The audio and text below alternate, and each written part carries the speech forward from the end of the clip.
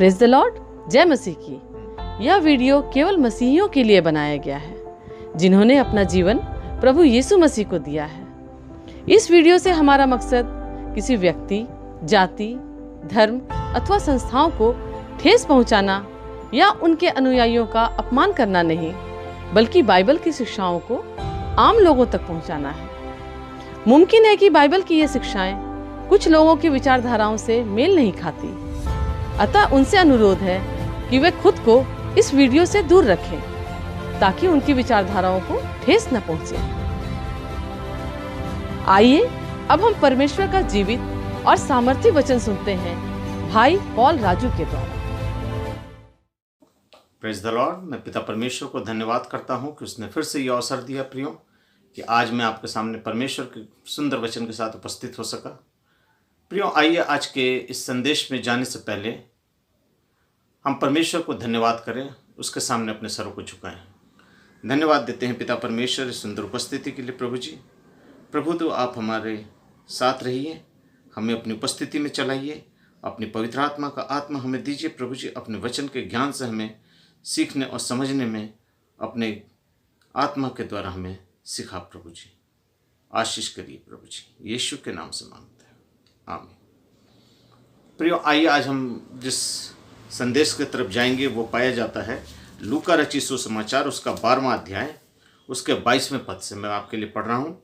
वहाँ कुछ इस प्रकार से लिखा है, फिर उसने अपने चेलों से कहा, इसलिए मैं तुमसे कहता हूँ, अपने प्राणों की चिंता ना करो कि हम क्या खाएंगे, ना उनके शरीर की क्या हम पहनेंगे, क्योंकि भोजन से प्राण और वस्त्र से शरीर ढककर हैं। क्योंकि कौवों पर ध्यान दो, वे ना बोते हैं और ना काटते हैं, ना उनके भंडार और ना खत्ते होते हैं, तो भी परमेश्वर उन्हें पालता है, परंतु तुम्हारा मूल्य पक्षियों से कहीं अधिक है। तुम में से ऐसा कौन है जो चिंता करने से अपनी आयु की एक घड़ी भी बढ़ा सकता है? इसलिए यदि कोई तुम सबसे छोटा काम भी नहीं कर सकते तो और बातों के लिए क्यों चिंता करते हो? परमेश्वर अपने वचन के पढ़े जाने और सुने जाने पर आशीष दे। हाँ प्रियो, ये सच्चाई है कि आज हम मनुष्य जो हैं, आज हम चिंताओं के मारे अपने जीवनों में तरह तरह की समस्याओं के सामने पड़े हुए हैं। आज संसार में कोई ऐसा मनुष्य नहीं होगा या कोई ऐसा व्यक्ति नहीं होगा जो इस वक्त चिंता ना करता हो। हमारे जीवन में चिंता एक ऐसी चीज़ है जो हम ना चाहते हुए पर भी हमारे जीवन में वो चिंताएं आ जाती हैं, क्योंकि हम मनुष्य हैं, हमारी तरह तरह की समस्याएं हैं, तरह तरह की उपलब्धियां हैं, तरह तरह की ज़रूरतें हैं, तरह तरह की आवश्यकताएं हैं। सबके माध्यम से हम कुछ ना कुछ अपने लिए चिंता करते ही रहते हैं, क्योंकि परमेश्वर का वचन सुंदर शब्दों में कहता है तुम अपने लिए चिंता ना करो। प्रत्येक मनुष्य को प्रभु यीशु मसीह का ये संदेश है कि तुम चिंता मत करो, लेकिन हम ये जानते हैं कि हमारी चिंता वो करता है, हम जानते हैं, लेकिन फिर भी हम अपनी चिंता खुद करते हैं। सुबह उठते हैं, आज क्या पकेगा, आज क्या करना है, आज ड्यूटी जाना है, आज फलानी जगह से ये चीज़ लाना है, आज उसके साथ ये मीटिंग है, आज ये करना है, आज वो करना है।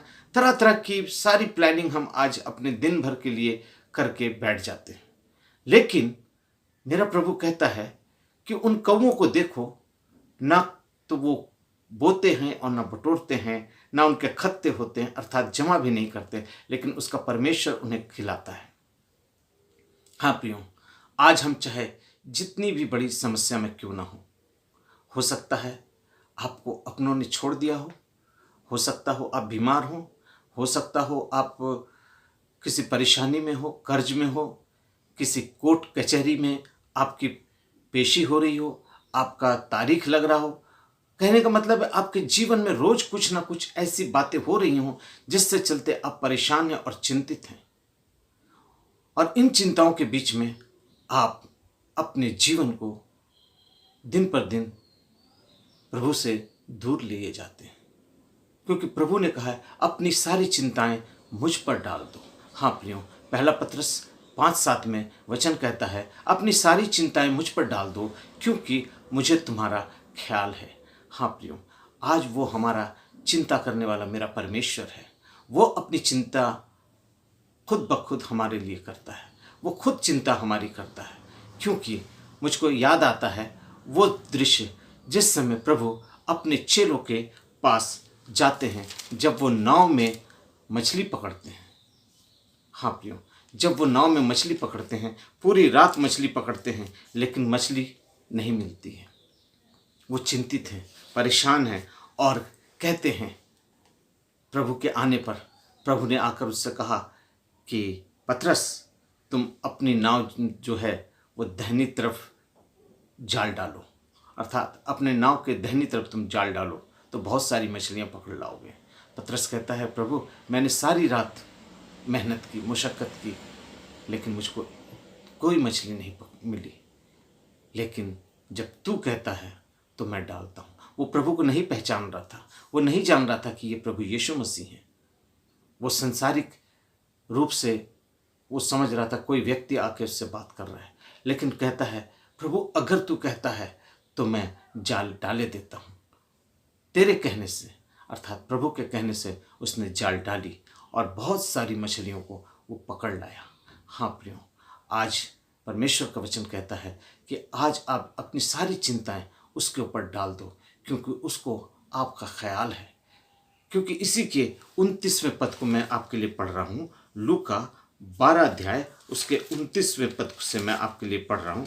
वहाँ कुछ इस प्रकार से लिखा है, लूका 12 उसका 29 पद, और तुम इन बातों की खोज में रहो कि क्या खाएंगे और क्या पिएंगे, और संदेह ना करो। हाँ प्रियो, तुम इस बात की खोज में ना रहो कि हम क्या खाएंगे। आज मनुष्य सिर्फ अपनी पेट की आग बुझाने के लिए, अपनी जीवन में अपनी शारीरिक लालसाओं के पीछे, अपने घर की उपलब्धियों को पूरा करने के लिए, अपने बच्चों के जीवन को संवारने में अपनी सारी जिंदगी गंवा देता है। आज ड्यूटी जाना है, आज बच्चों के स्कूल में पेरेंट्स मीटिंग है, आज ये है, आज वो है, आज ऐसा करना है, आज क्या बनेगा, आज क्या लाना है, आज कौन मेहमान आ रहा है, आज क्या करना है। आज कहने का मतलब है सिर्फ ये इसी बात पे चिंता है हमारी फोकस सिर्फ इतना ही रहता है कि हम क्या खाएंगे। आज मनुष्य इस भूख के चलते, इस पेट के चलते अपना जीवन प्रभु से दूर कर लिया है, अपनी सिर्फ भूख मिटाने के लिए। वो संसारिक भूख जो हमें हर 6 घंटे के बाद भूख लगती है, लेकिन परमेश्वर का वचन कहता है हमारे अंदर आत्मिक भूख होनी चाहिए। हमारे अंदर आत्मिक भूख होनी चाहिए जो हमारे आत्मिक जीवन को, हमारे अंदर की आत्मा को बलवंत करती है। प्रियो, आज बहुत से लोग ऐसे हैं जो अपने शरीर की लालसाओं में, उपलब्धियों में, जिम में जाते हैं।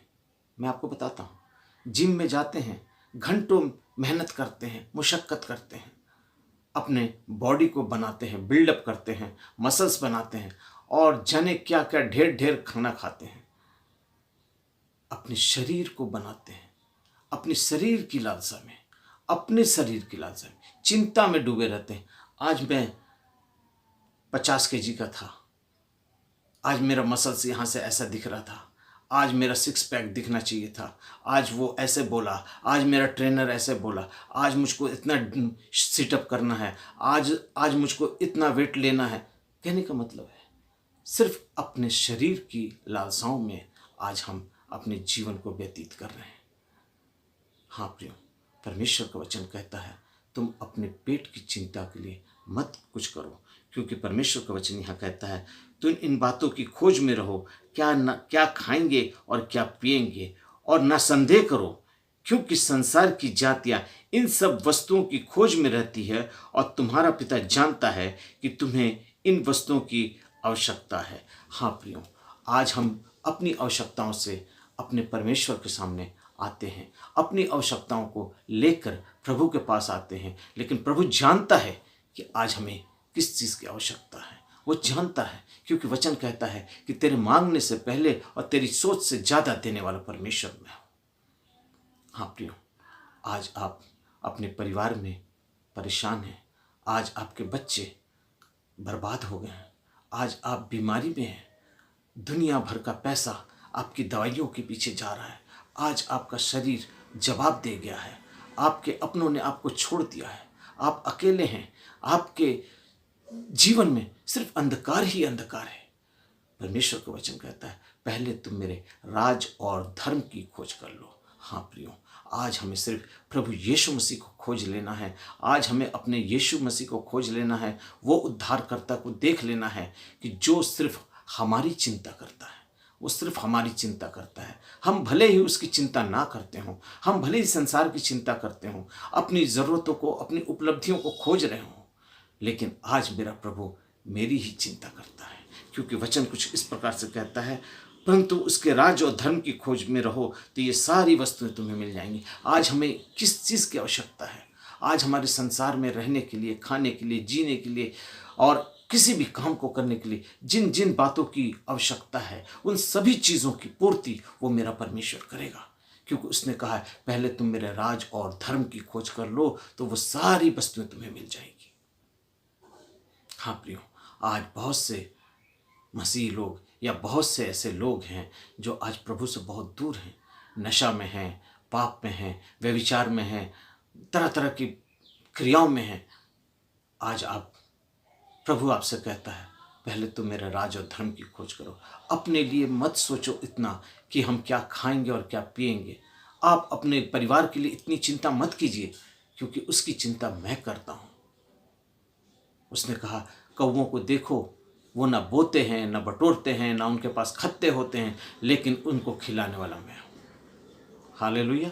प्रियो, आज हमारा ये स्वभाव है, ये मानवीय स्वभाव है कि आज हम चिंता में ही डूबे हुए हैं, सिर्फ अपनी उपलब्धियों को खोजते हैं, अपनी आवश्यकताओं को खोजते हैं, अपनी ज़रूरतों को खोजते हैं। इसमें चाहे कुछ भी हो जाए, हम सिर्फ अपने अपने और अपने लिए ही चिंता करते हैं।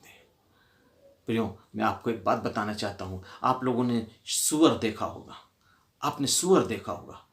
सूअर को देखा है? आशा करते हैं आप सभी लोगों ने सूअर देखा होगा, लेकिन सूअर को कभी चरते हुए या खाते हुए कभी आपने देखा?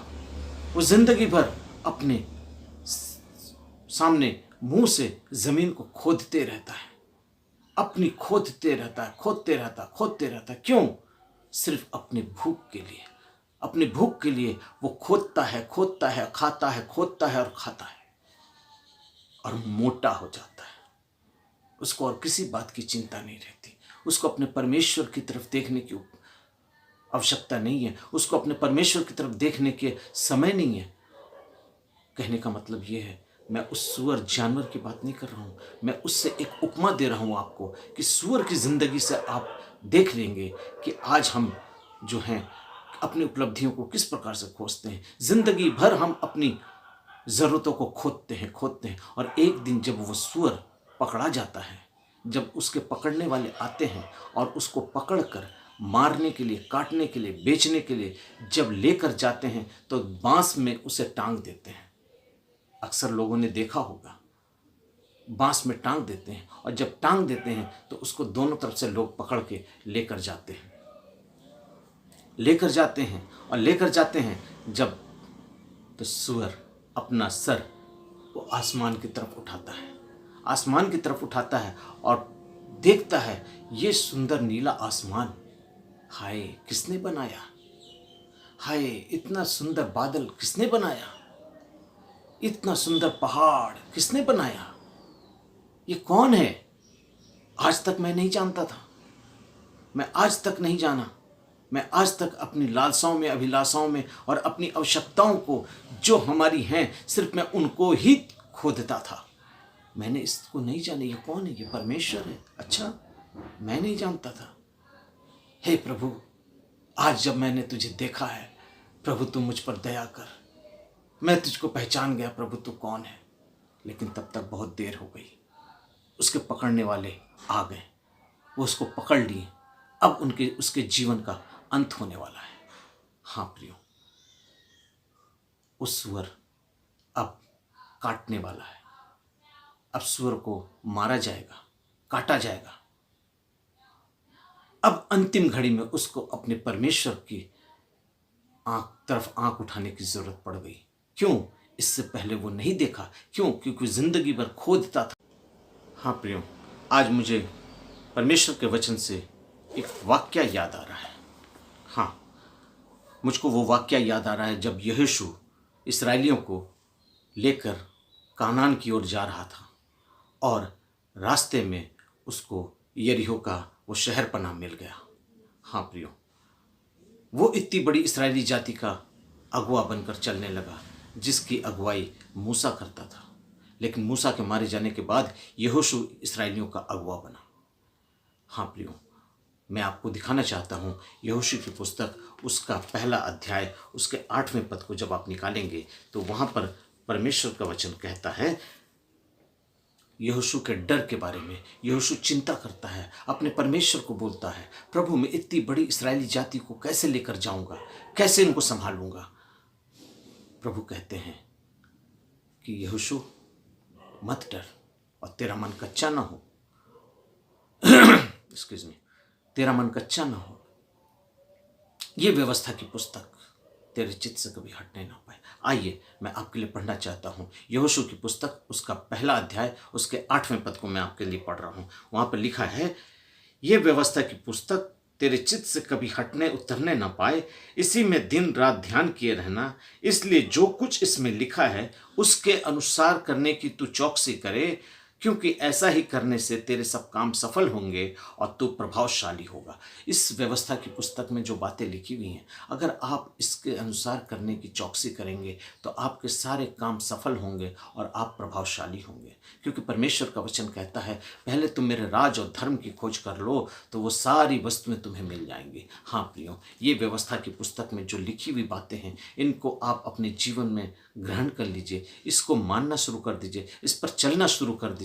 आपके जीवन की सारी चिंताएं, सारे दुख, सारी मुसीबत, सारी परेशानी मेरा यीशु संभाल लेगा। हालेलुया। आपको टेंशन करने की ज़रूरत नहीं, आपको चिंता करने की आवश्यकता नहीं कि मेरे बच्चों की एजुकेशन का क्या होगा, मेरी नौकरी का क्या होगा, मेरे रिटायरमेंट के बाद मेरा भविष्य क्या होगा। मैं रिटायरमेंट के नज़दीक आ गया हूँ, मेरे बच्चों की शादी नहीं हुई है, उनका एजुकेशन कंप्लीट नहीं हुआ है, एजुकेशन कंप्लीट हो गया है, उनके पास रोजी रोजगार नहीं है, मेरा अपना घर नहीं है, अपनी नौकरी में हमको टेंशन है, तरह तरह की समस्याएं, मैं बीमार हूँ, मुझको ये तकलीफ है, डॉक्टर जवाब दे रहे हैं, मेरे पास दवाई के लिए पैसे नहीं। आप किस बात की चिंता कर रहे हैं? अगर आप इन सब बातों को लेकर चिंतित हैं तो प्रियो, आज मैं आपका एक छोटा सा खादिम आपको एक बात बताना चाहता हूं कि जिंदगी में मैंने भी इन परिस्थितियों का सामना किया है।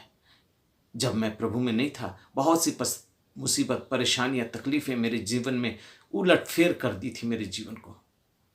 मैं अपने जीवन से परेशान होकर और अपने जीवन से हार गया था, लेकिन मैं प्रभु को धन्यवाद देता हूं कि उसके ऊपर जब मैंने विश्वास किया, जब मैंने अपनी सारी आशाएं उस पर डाल दी और अपने लिए अपने उद्धारकर्ता की ओर देखने लगा, तो मुझको वो रास्ता नजर आया जहां पर प्रभु ने कहा कि बेटा, अब मैं तेरे आगे आगे चलता हूं, तू मेरे पीछे पीछे चल।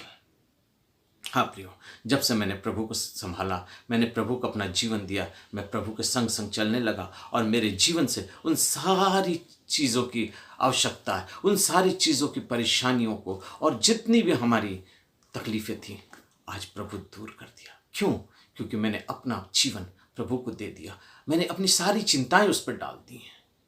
हाँ प्रियो, प्रभु का वचन कहता है, इसके 9वें अध्याय 9वें पद में लिखता है, यहोशू 1:8 मैंने पढ़ा, अब 9 पद पढ़ रहा हूँ, यहोशू 1:9। वहाँ देखिए क्या लिखता है, क्या मैंने तुझे आज्ञा नहीं दी, हियाव बांध और दृढ़ हो जा, भय न खा और तेरा मन कच्चा न हो, क्योंकि जहाँ जहाँ तू जाएगा वहाँ वहाँ तेरा परमेश्वर तेरे संग होगा। हालेलुया। वहाँ वहाँ तेरा परमेश्वर तेरे संग होगा। तू जहाँ जाएगा, अर्थात आप रात को जाएं, जंगल में जाएं, नदी में जाएं, पहाड़ पर जाएं, जहां कहीं भी जाएं, मेरा परमेश्वर आपके साथ होगा। हाँ प्रियो, आज आप अपने जीवन में प्रभु को स्थान दीजिए और प्रभु के संग चलना शुरू कर दीजिए। प्रभु आपके लिए सारे रास्तों को खोल देगा और वो आपकी सारी योजनाओं को, सारी कल्पनाओं को पूरा करेगा। क्योंकि यिर्मयाह 29 उसके 11वें पद में जो परमेश्वर का वचन कहता है वो निहायत ही खूबसूरत शब्द है। वहाँ लिखता है, यिर्मयाह 29:11 वहाँ लिखता है, क्योंकि यहोवा की यह वाणी है कि जो कल्पनाएं मैं तुम्हारे विषय में करता हूं उसे मैं जानता हूं। मेरा परमेश्वर कहता है कि यहोवा की यह वाणी है कि जो कल्पनाएं मैं तुम्हारे विषय में करता हूं उसे मैं जानता हूं, वह हानि की नहीं वरन कुशल ही की हैं, और अंत में मैं तुम्हारी आशा पूरी करूंगा। तब उस समय तुम मुझको पुकारोगे और मैं आकर तुम्हारी प्रार्थना सुनकर तुम्हारी सुनूंगा। हालेलुया। हाँ प्रियो, वो हमारी सारी कल्पनाओं को जानता है। आज हम अपनी कल्पनाओं को अपने दिमाग से चलते हैं। आज हम अपनी प्लानिंग को अपने दिमाग से चलते हैं। आज हमारी कलीसियाओं में आज ऐसा करेंगे, आज वैसा करेंगे, आज इसको लाएंगे, आज उसको लाएंगे, आज ऐसा करेंगे।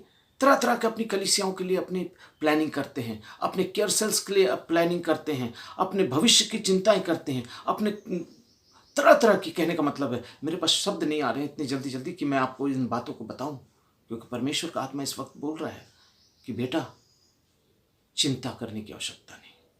मैं हूं ना, मैं हूं वो परमेश्वर जिसने कहा था मत डर, मैं तेरे साथ हूं, इधर उधर मत ताक, क्योंकि मैं तेरा परमेश्वर हूं। मैं तुझे दृढ़ करूंगा और अपने धर्म में दाहिने हाथ से तुझे संभालूंगा। हालेलुया।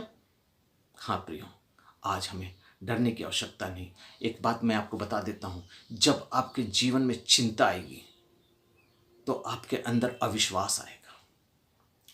चिंता अविश्वास को पैदा करती है, अर्थात चिंता की जननी, चिंता जो है अविश्वास की जननी है, और अविश्वास की जननी जो है वो डर है। जब आप कहीं चिंता करेंगे तो आपके अंदर अविश्वास आएगा, और अविश्वास जब आएगा तो आपके अंदर डर आ जाएगा। हाँ प्रियो, आज हम सब डर डर के जी रहे हैं, डर के जी रहे हैं। हर तरह से हम डरे हुए हैं। चाहे आप आर्थिक रूप से डरे हुए हैं, चाहे आप सामाजिक रूप से डरे हैं, चाहे आप आत्मिक रूप से डरे हैं, चाहे आप जिस रूप में भी देख लें, आपके अंदर एक डर बैठा हुआ। वो डर क्या डर है? वो अविश्वास का डर है। क्यों? क्योंकि आपको अपने परमेश्वर पर भरोसा नहीं है। मैं आपको चैलेंज करता हूं कि आप अगर अपना सारे मन, सारे इच्छा से, सारे स्मरण शक्ति से, सब कुछ से अपने परमेश्वर पर भरोसा रखिए, तब देखिए वो चीज़ आपके जीवन में होगी कि नहीं। मनुष्य बहुत सी उपलब्धियों को पाने के लिए अपने दिमाग को चलाता है, अपने शरीर को चलाता है, अपने धन को लगाता है, अपने बाहुबली का इस्तेमाल करता है। लेकिन प्रियो, परमेश्वर का वचन कहता है, मैं तुम्हारे विषय में जानता हूँ, तुम्हारी कल्पनाओं को मैं जानता हूँ, मैं तुमको क्या बनाना चाहता हूँ ये मैं जानता हूँ। हाँ प्रियो, आज जो ये बेटा आपके सामने बोल रहा है ना, ये भी नहीं जानता था कि मैं क्या हूँ, मैं क्या होऊंगा, मैं क्या बोलूँगा, मैं क्या करूँगा, मैं कैसे चलूँगा, मैं कैसे सेवकाई करूँगा, कैसे मैं प्रभु की सेवा करूँगा, ये नहीं जानता था। लेकिन इसकी कल्पना मेरे प्रभु ने कर दी है, क्योंकि मेरी चिंता वो करता है, हमारी सारी आवश्यकताओं को वो पूरी करता है, क्योंकि उसको हमारा ख्याल है। हाँ प्रियो, आइए मैं आपके लिए एक वचन पढ़ना चाहता हूँ, यशायाह की पुस्तक, उसका और उसके 15वें पद को, यशायाह 49 उसके 15वें पद को। वहाँ लिखता है, क्या ये हो सकता है कि कोई माता अपने दूध पीते हुए बच्चे को भूल जाए और अपने जन्माए हुए लड़के पर दया ना करे? हाँ, वो तो भूल सकती है, परंतु मैं तुझे कभी ना भूलूंगा। हालेलुया। कितना बड़ा प्रॉमिस है, कितना बड़ा वादा है मेरे परमेश्वर का कि वो हमें कभी नहीं भूलेगा। हाँ, माँ अपने बच्चे को भूल सकती है। देखिए वो हमारी चिंता कैसे करता है, वो भूल सकती है, लेकिन मेरा परमेश्वर हमें कभी नहीं भूलेगा। क्यों नहीं भूलेगा? क्योंकि आगे लिखता है, मैंने तेरी चित्र को अपनी हथेली पर खोद रखा है और तेरी शहरपनाह सदैव मेरी दृष्टि में बनी रहती है। आपके चित्र को, आपकी शक्ल को, आपको वो अपनी हथेली पर खोद रखा है, जहाँ उसने हमारे लिए क्रूस पर कोड़े खाए, कीलों को ठुकवाया। वो उस जगह हमारे चित्र को बनाकर रख लिया है कि ये मेरे बेटे, मेरी बेटी का चित्र है। आज तुम जिस जगह में भी हो, जिस तरह के भी पाप में हो, जिस तरह के कुकर्म में हो, बेटा मैं तुमको जानता हूँ, मैं तुम्हारे लिए कल्पनाएं करता हूँ। तुम चिंता मत करो। हे पिता, हे माता, तुम अपने बच्चों के लिए चिंता करती हो, नहीं, पहले तुम मेरे लिए चिंता करो, मेरे राज और धर्म की खोज करो। हाँ प्रियो, आज वो वक्त है कि हमें प्रभु यीशु मसीह के संग चलने के लिए उसके राज और धर्म की खोज करनी है, क्योंकि परमेश्वर का वचन कहता है पहले तुम मेरे राज और धर्म की खोज करो तो वो सारी वस्तुएं तुम्हें मिल जाएंगी। हाँ प्रियो, आज हमें उन सारी वस्तुओं को देने के लिए मेरा परमेश्वर स्वर्ग पे विराजमान है। हालेलुया। आज हमारा जो फोकस है, आज हमारी जो चिंता है, वो संसार की ओर नहीं होनी चाहिए। आज हमारी चिंता हमारे परमेश्वर प्रभु यीशु मसीह पर होनी चाहिए, क्योंकि उसने हमें इस जगत से चुन लिया है और अपनी हथेली पर कहता है कि मैंने तेरा चित्र खोद रखा है। हाँ प्रियो, आज हम इस संसार की चिंताओं को करेंगे तो इस संसार की लालसाओं में रहेंगे, इन संसार की अभिलाषाओं में रहेंगे, इन संसार की आवश्यकताओं में रहेंगे, लेकिन ये संसार हमारा नहीं है। हमको उस देश के लिए उसने चुना है जिस देश में वो हमें लेकर जाने के लिए हमारे लिए वादा किया है। आइए मेरे साथ एक वचन मैं आपके लिए पढ़ता हूँ, उस वचन को देख लीजिए। फिलिपियों की पुस्तक उसका 4 अध्याय उसका 6 से 8 तक मैं आपके लिए पढ़ रहा हूँ। मेहरबानी से देखिए वहाँ क्या लिखता है। फिलिपियों 4 उसके 6 पद से मैं पढ़ रहा हूँ। किसी भी बात की चिंता मत करो, परंतु हर एक बात में तुम्हारे निवेदन, प्रार्थना, विनती के द्वारा धन्यवाद के साथ परमेश्वर के सन्मुख उपस्थित किए जाएं। आज हमारी चिंताओं के लिए एक ही फार्मूला है कि प्रार्थना, विनती और निवेदन अपने परमेश्वर के सामने करिए, क्योंकि उससे हमारी चिंता है। प्लीज़ प्लीज़ प्लीज़ मैं आपसे कह रहा हूँ, घबराइए मत, चिंतित मत होइए। हो सकता है शैतान आपको परेशान कर रहा है, आपके घर में कोलाहल हो रहे हैं, आपके घर में झगड़े हो रहे हैं, आपके पारिवारिक जीवन उथल पुथल हो गई है, आपका आत्मिक जीवन उथल पुथल हो गया है। आज आपका शारीरिक दुर्बलता में पड़े हैं, आज आपका शरीर आपको जवाब दे दिया है, आपकी फाइनेंशियल अवस्था आपको जवाब दे दी है। लेकिन मैं आपका ये छोटा सा दास होने के नाते मैं आपसे निवेदन करता हूँ, आप अपने विश्वास में दृढ़ हो जाइए, क्योंकि प्रियो, आप अगर चिंता करेंगे तो उससे अविश्वास पैदा होगा। जब आप अविश्वास में रहेंगे तब आपके अंदर डर पैदा होगा। हाँ प्रियो, ये डर आपको ख़त्म कर देगा। ये डर आपको उस जगह पर दिखाता हूँ मैं जहाँ पर शैतान ने अदन की वाटिका में किया था, जब उसने हवा को फल खिलाया और फल के माध्यम से उसने आदम और हवा को पाप में गिराया। तो उसने अपने परमेश्वर से क्या कहा?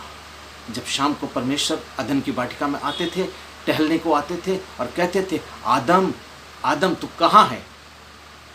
तो रोज आदम आता था, रोज परमेश्वर से मिलता था, लेकिन जिस दिन उसने फल खाया उस दिन वो पेड़ों के पीछे जाकर छिप गया और पत्तों से अपने लिए लंगोट बना लिया। क्यों? उसे पता हो गया मैं नंगा हूँ। हाँ प्रियो, आज वो डर उसके अंदर पे था और वही डर था जो आज उसके पाप करने की वजह से उसे परमेश्वर से दूर ले गया। आज आप जिस अवस्था में भी हो, खुले मन से अपने परमेश्वर के सामने आ जाइए, चिंता मत करिए, वो माफ़ करेगा, अवश्य माफ़ करेगा, क्योंकि उसने कहा है कि मैं तुम्हारे गुनाहों को 60 के 70 दफ़ा माफ़ करो। अपने गुनाहों को 60 से 70 दफ़ा माफ़ करो। यशायाह की पुस्तक में लिखता है, तुम्हारे पाप लाल रंग के भी हो तो क्या है, वो हिम के ना श्वेत किए जाएंगे।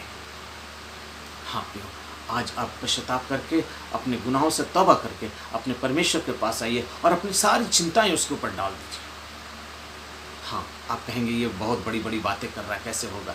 हाँ प्रियो, मैं जानता हूँ, मैं भी मनुष्य हूँ, मैं भी चिंतित होता हूँ, लेकिन हमारी चिंता करने का जो माध्यम है वो क्षण भर का होना चाहिए। क्षण भर का, जो थोड़ी देर तक चिंता करो, लेकिन अपनी सारी चिंताओं को उठाकर अपने परमेश्वर के सामने रख दो, जैसा मैं करता हूँ। इसलिए मैं ये कहता हूँ कि आप न मनुष्य हैं, आप इस संसार में हैं, आप संसार के माध्यम से आप चिंता कर सकते हैं, संसार के नज़रिए से आप चिंता कर सकते हैं। आप घबराएं नहीं, क्योंकि प्रभु कहता है कि अपनी सारी चिंताएं मुझ पर डाल दो।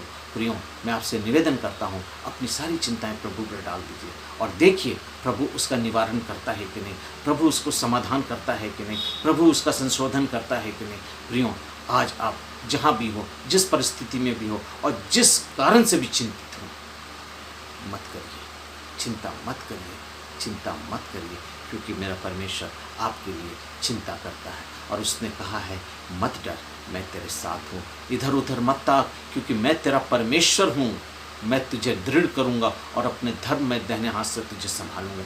यस, परमेश्वर का वचन कहता है, मैं तुझे दृढ़ करूँगा और अपने धर्म में दाहिने हाथ से तुझे संभालूंगा।